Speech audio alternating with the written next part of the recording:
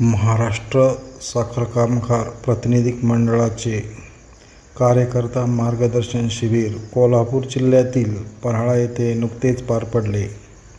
या शिबिराचे उद्घाटन माजी केंद्रीय कृषी मंत्री खासदार शरद पवार यांच्या हस्ते झाले.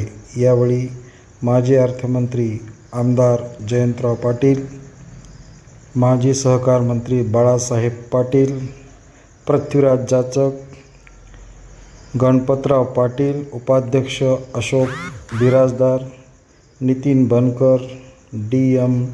निमसे, कोषाध्यक्ष प्रदीप बनगे, कार्याध्यक्ष राजेंद्र चव्हाण, सचिव योगेश हंबीर, संजय मोरवाडे, एम. पाटील, विलास शिंदे यांची उपस्थिती होती. तर या शिबिराची सांगता कोल्हापूरचे पालकमंत्री प्रकाश आंबेडकर यांच्या उपस्थितीत पार पडली.